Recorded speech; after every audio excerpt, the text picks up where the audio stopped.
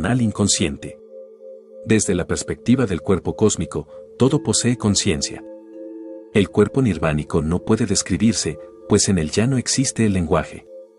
Equivale a la conciencia de unidad. Capítulo 4. Niveles de la conciencia parte 2. Un análisis de los modelos de la conciencia. En el capítulo anterior, analicé dos diferentes modelos que intentan describir y explicar los distintos niveles de la conciencia, el modelo que propone el misticismo judío, la Kebale, y el modelo teosófico. En esta segunda parte presentaré un análisis de otros 4 modelos acerca de los niveles de la conciencia. Lo común de todas estas aproximaciones al estudio de los niveles de la conciencia es que estos dependen de la percepción del observador y del territorio con el cual se identifica. En la realidad, la conciencia es una y no se encuentra dividida, porque toda experiencia se encuentra matizada por ella. Sin embargo, la misma cualidad de la conciencia se presenta a la experiencia y a la percepción como constituida por diferentes comportamientos. Cada escuela que intenta analizar estos comportamientos o niveles tiene una particular visión de los mismos. El modelo chamánico. El modelo chamánico es bifactorial, es decir, considera la existencia de 2 niveles generales de la conciencia. Algunos chamanes denominan a estos 2 reinos: el mundo visible y el mundo invisible. Véase Greenberg Silverbaum, J. Los chamanes de México, volumen 1, Alpe Corral, México, 1987. Otros chamanes los llaman el tonal y el nahual, véase Carlos Castañeda. El fuego interno, MC, México, 1987. El mundo visible equivale al tonal y se refiere al nivel de la conciencia cotidiana. En cambio, el mundo invisible o nahual hace referencia a un nivel de conciencia solamente accesible para los videntes. Los chamanes oguiruames de la Sierra Tarahumara hablan de la coexistencia de 3 espíritus en cada persona, denotando con ello la presencia de por lo menos 3 niveles de la conciencia. El mundo invisible, para los graniceros del estado de Morelos, en México, está poblado por seres astrales que desafían la gravedad y viajan por el espacio realizando trabajos de ayuda. El chamán puede tener acceso a ese reino sutil, adquiriendo en este contacto otro nivel de conciencia. Algunos chamanes mexicanos son capaces de penetrar a estados de trance mediunístico, cambiando no solamente su personalidad habitual, sino manifestando un conocimiento que no pertenece al nivel de la conciencia de la vigilia cotidiana. El linaje del chamán nahual, Don Juan Matus de Sonora, ha desarrollado todo un modelo acerca de la conciencia y sus niveles. En este modelo, la percepción aparece como resultado de la alineación de 2 sistemas de emanaciones, uno externo al cuerpo y el otro interno. El cuerpo al que hace referencia este modelo no es el cuerpo orgánico, sino un cuerpo energético luminoso que es visible para un vidente. La alineación de emanaciones se modula a través de la acción de un mecanismo de localización, que los chamanes yaquis denominan punto de encaje. Este se localiza en la superficie de cuerpo o capullo luminoso y, dependiendo de su posición en este, alinea diferentes bandas de emanaciones dando lugar a percepciones de realidades alternativas. Los niveles de la conciencia dependen de la profundidad en la que se sitúa el punto de encaje.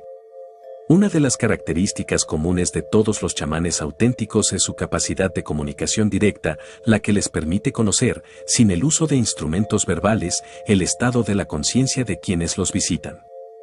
Se podría postular la existencia de un nivel de conciencia chamánica que he denominado la banda chamánica, véase Greenberg Silverbaum, J. Los chamanes de México, INPEC, México. El modelo chamánico es complejo y varía de linaje a linaje, aunque en todos ellos se vislumbran características comunes como las mencionadas antes y, en especial, la existencia de un modo de conciencia chamánica generalizada. El modelo budista. El modelo budista también es bifactorial y queda ejemplificado en la vida de su creador hace aproximadamente 2500 años, el que conocemos como Buda, nació hijo de un rey. Su infancia la vivió aislado dentro del palacio de su padre y rodeado de todas las comodidades.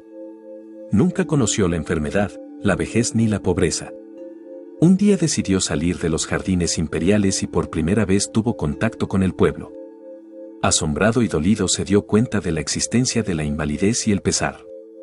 Abandonó su vida aristócrata y durante años se sometió a múltiples enseñanzas con el objeto de lograr su propia iluminación. Desesperado porque ni el ascetismo, ni las prácticas religiosas ni las técnicas de control lo ayudaban, se sentó debajo de un árbol a meditar, con la resolución de morir o llegar a iluminarse. Después de varios días y al ver una estrella alcanzó lo que deseaba. A partir de ese momento, se dedicó a enseñar y hasta el final de sus días lo hizo. Su mente era de una claridad prístina y a través de cientos de discursos impartidos a miles de discípulos logró crear todo un movimiento de regeneración espiritual, el cual todavía inspira y guía a millones de personas. Buda era un maestro verdadero y como tal enseñaba a cada quien según sus necesidades y sus niveles de entendimiento.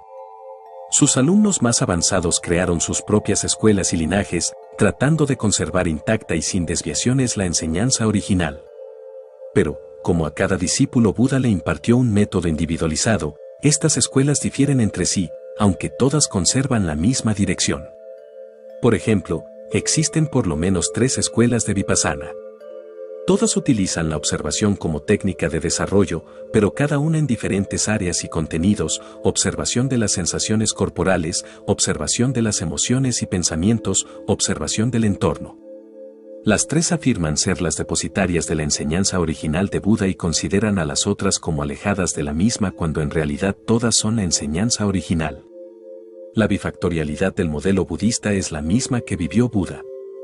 Sus 2 estados de conciencia son la conciencia cotidiana, previa a la iluminación, y la conciencia iluminada.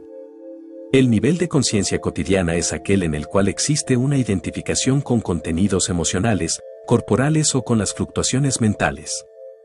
El nivel de conciencia iluminada trasciende las identificaciones fluctuantes y temporales y coloca al adepto en un estado de contacto con la realidad del yo puro. En ese estado, el placer y el dolor son vistos desde la misma perspectiva y no existen apegos ni sufrimientos mentales.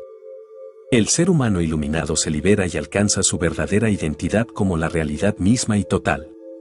Buda describió una gran cantidad de estados de la conciencia y sus análisis acerca de las condiciones mentales y sus vicisitudes no han podido ser superados.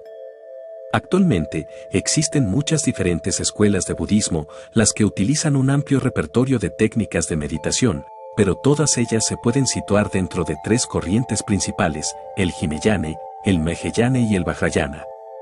El Hinayana considera que la iluminación es individual y depende de un trabajo personal aislado y en soledad.